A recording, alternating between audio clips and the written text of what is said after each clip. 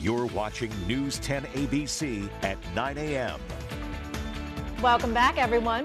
Artificial intelligence. It's creating songs, replicating voices, even holding church services. It seems like new applications are being discovered every day. But in recent weeks, AI creators are sounding the alarm on how this technology needs to be handled or regulated. And today, the Senate will even convene for its first ever briefing on artificial intelligence. So Associate Professor George Berg from UAlbany joins us now to discuss the latest on AI. Thanks for coming back again. A pleasure to be back. So when we first talked about this at the beginning of the year, it was just kind of a curiosity for people. Oh, it seemed like we were living in a sci-fi movie. How has this become more of a reality since then? Well, it's interesting. I think it was because of ChatGPT, and there was just sort of a wow factor. Like the thing will talk with you, and you can have weird conversations with it. But now we're seeing it put to applications. That you can use it to draft email responses. You can use it to create resumes. You can use it to do all sorts of language generation tasks, and not just language, but also create images, create videos. So we're starting to see, hey, this might affect our lives.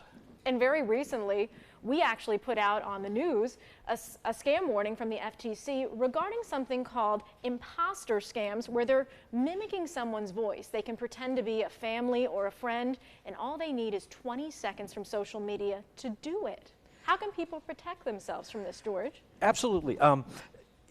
I mean, scams are not new, right? So I think our primary defenses here are just a little bit of caution, a little bit of common sense. When something seems odd, your antennas should go up and you go, all right, what's going on here? If you're told you have to send a bunch of cryptocurrency to help get your grandson out of a jam, or gift cards, that just doesn't seem right. I don't know a repair shop that has taken cryptocurrency. So common sense is the best thing here. In this case specifically, if you get a weird voice message from a grandson or something saying they're in a jam,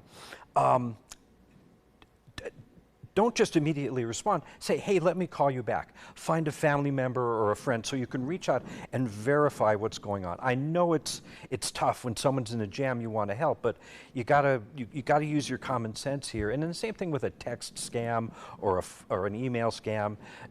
Just knowledge is your best defense. And as we're seeing more of these fakes, essentially imposters, we're also seeing deep fakes when it comes to videos, photos, and the Senate is actually convening today because they're concerned about how this will impact the presidential election. Is this a reality we should be concerned about? Oh, absolutely. No one's really going to go out of their way to do a $10,000, $100,000 scam of you or me or most of the folks we know. Sure. But if you're one of the presidential candidates or a high-ranking politician or commercial leader, yeah, it's going to be in someone's interest to do a deep fake that promotes their interest over there. So this is very much of a reality.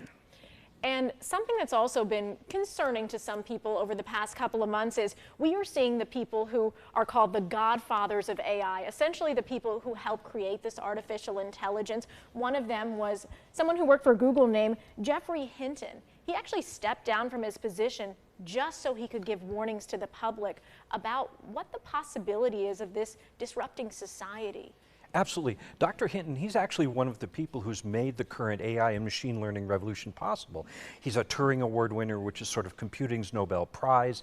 He's got a 40-plus year history of creating these technologies. So when Dr. Hinton says, I've got some problems and I have to step back from one of my positions so I can in good conscience speak my voice, that should get people's attention. And his main focus was on something called AGI. Why is that the main concern, George? Well, a lot of what we're seeing is just a big overgrown statistical tool. It can parrot the stuff that it read off the internet. What Hinton is worried about is this going to grow into a generalized intelligence, something that we would think of as not just an internet toy, but something that's really smart, intelligent like you or I. And Hinton's worried about the consequences of an intelligence that's general, that's got motivations, that's got goals and agendas. Like a human. Exactly. And again, I think there's a lot of discussions about restrictions and how we can tamp down on this technology and make sure society can still thrive. Is that something that is very present in your world as an educator too before we had to break? Yes, certainly as a society, we've seen how new inventions can turn the world upside down. Hopefully we're smart enough as a society that we can take advantage of these things, but at the same time not cause massive fraud, criminal behavior, economic dislocations. It's not an easy answer. Things like the Senate hearings are a first step to sort of wrap our head around what the possibilities are.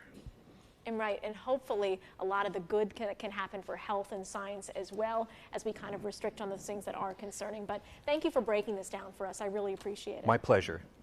It's 9:28 right now. We're going to be back with more news and an update on your forecast. We're not going to see rain today. That's the good news, but you're going to see what's going to happen throughout the week.